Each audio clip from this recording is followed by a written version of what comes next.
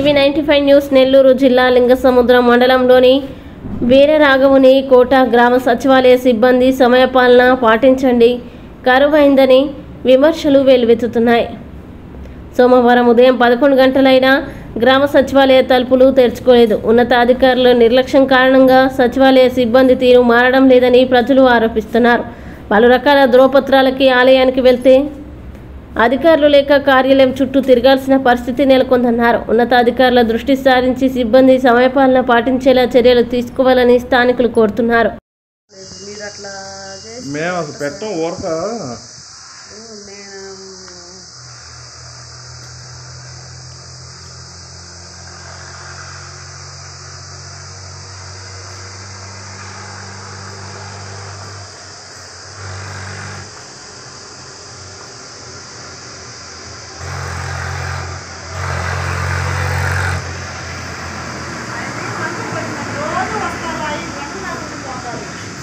నేను వస్తున్నా చూసుకోవాలమ్మా.